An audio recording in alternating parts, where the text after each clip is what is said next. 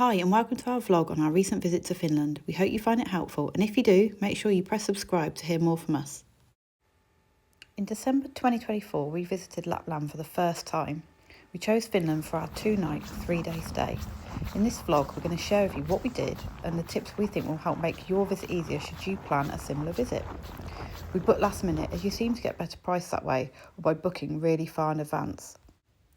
You have the option to book packages via several travel companies or to DIY it yourself. We chose a medium between the two. I booked the flights myself, and then we chose a package with the Northern Lights Village resort in Pyhä via Not in the Guidebooks, because we really liked the look of the resort, the activities and the fact that the food was included. You've just seen us walking through the site to our cabin. We picked an Aurea cabin for the glass roof. It's a really truly magical place and the scenery was just breathtaking.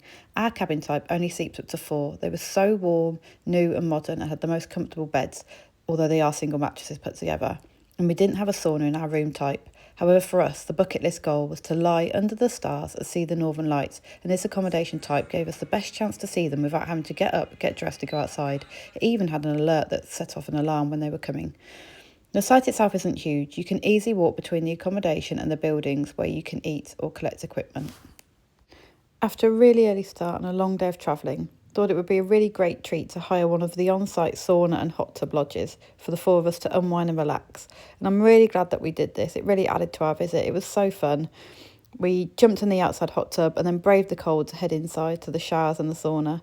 It cost about £100, 1 hour hire, and then we headed over to the main building for our dinner. Here the children are stood outside the safari hut where you collect your winter clothing. Ours was included in the package and consisted of full body overalls, snow boots and gloves. We had managed fine from the airport to the hotel with our own gloves and coats, but we were really impressed by how the snowshoes really make a huge difference in being able to walk without slipping. Outside you can see snowmobiling for children. We didn't do this on site and we'll show the snowmobiling at Santa Claus Village later. But what you can see now is the main building where reception is, and also where you'll eat your breakfast, lunch and dinner. The food was delicious. This menu shows a typical offering with a variety of meats, fish and vegetables, and we adults enjoyed trying a little bit of everything. It was buffet style and help yourselves. The children had a children's menu which had the usual burgers, nuggets, etc. and the kids loved it. Puddings had quite a good selection too. You've just seen Leo doing the Macarena after his macaroons, and the drinks were not included apart from at breakfast when you had the juices, so we paid for anything like the fizzy drinks or a wine in the evening. We haven't shown you the journey here, but we flew to Rovaniemi with EasyJet and the flight took just over 3 hours. On arrival, it's a really small airport, and we got through passport control fairly quickly and headed towards the exit. Depending on your package, you might have airport transfers included like we did. Don't go outside the airport, wait, there will be people there with a sign up with your name on or from the company you're with, and you'll be collected from that point. The person collecting us wasn't there straight away. That's because they were taking another family to the bus outside. So just wait a moment and they will turn up for you. Don't panic like I did. Cheers. The bus itself was really warm. In fact, probably a little too warm for the layers we had on. And we hadn't even got our snow gear yet. The views were stunning and you can really spot wild reindeer on the way. When we arrived at reception, they had advised us that due to the lack of snow, one of our activities, the Husky ride, wouldn't be able to go ahead unless we did a full day trip to Sarasalska, and because of a short trip we weren't able to do this. However, luckily the Reindeer sleigh ride could go ahead. We were picked up outside the safari hut, taken on about a 15-minute journey by bus, and arrived at this wonderful resort where they had hundreds of reindeer. We were taken to our sleighs and we rode as 2 and 2, so we were separated, and we did about 30-35 minutes of the reindeer journey. If husky riding and deep snow is really important to you, then I would definitely suggest you go higher than Pyhä, which is just on the Arctic Circle line, and probably head up to somewhere like Sarasalska. However, for us, it was perfect. We still really enjoyed ourselves, and the alternative we were offered was to go and meet the huskies that weren't off sledging, and we got to feed them and play with them and learn all about how they're cared for. It was just fascinating, and we were made so welcome. This activity was probably about 2 hours in total. It was only 5 minutes from the resort, and the resort organised a taxi for us, which was included. After lots of cuddles and stroking and playing with the huskies, we were taken into a wooden hut where a fire was lit, and we were given some traditional juice, berry juice, and some gingerbread cookies, and we warmed up waiting for our taxi to take us back.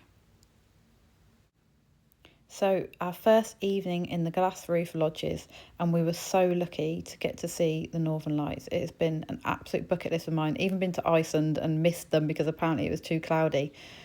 What you can see here is the images we saw through our phones. It wasn't as visible to the naked eye, but you could definitely see something. It was just something I don't think I'll ever forget. We used a couple of apps, and also the site gave us an app to use as well, which had an alarm on it, and the alarm went off very loud in the middle of one night. We had lots of fun on this trip. It was really busy and hectic. One of our favourite things was to use the plastic sled you're given at your hut, or there was some spare by the main buildings, and just to take them and go play on some of the slopes around. And we built snow ducks using some of the things you can get off Amazon to shake the snow. We blew some bubbles. We just say hi, Leo. We're in Lapland. It was really good fun. So on our last morning, just before we got on our flight, we decided to stop in Rovaniemi and have a look at Santa Claus Village. We dropped our luggage at the airport for free, put it in their storage, and then we headed off 5 minutes by Uber over to Santa Claus Village and just walked around. We had no set plan. I knew that you were able to see Santa if you just wait in queue. I believe it's free, but you pay for the photo afterwards. We didn't do that. We went to try and see Mrs. Claus, but she had a really big queue. And in the end, we just walked around, had a really nice time seeing all the things that were available. Here you can see the Arctic Circle line, that's the blue line above you. We took photos crossing it, and you can see a thermometer as well. So it was actually +1 the day that we went. You can leave your luggage on site at Santa Claus Village, I believe. I didn't see where you can do that, but yeah, I think that's free as well. The airport one was free for us, but I don't know if it always is. But it's a small charge even if there is one. Now you can see the kids having a go on kids snowmobiling.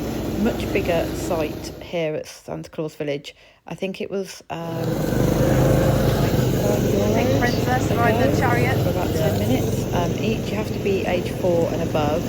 Leo's just turning 6, so he was quite small, but he picked it up really happy.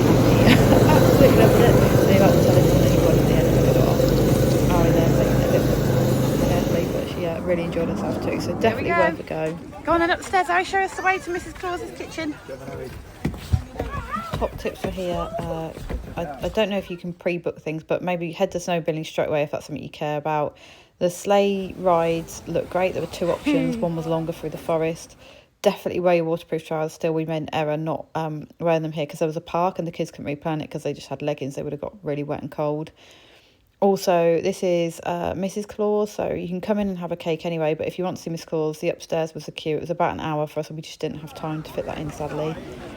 Here you can see walking around, there's loads of shops. They sell anything you can think of, made out of all different parts of Reindeer, and lots of other lovely things too. We actually walked all the way through just off site. There was a pizza joint and we went there for some lunch and it was really tasty and good value actually. This picture is of Ari in the airport. There was sort of a child's play area which she made lots of friends in, and these images are of the queues on the way back. So top tip here is get there early, expect to wait, have a few drinks and a snack with you, and hopefully you'll be on your airplane soon. Thanks for watching the Travel Mama UK video on Lapland. Please like and subscribe to hear more, and I'll be sharing a what's pack and more on the Santa search very soon. I'll also be sharing some more information on Facebook and Insta, so again, please follow the Travel Mama UK page.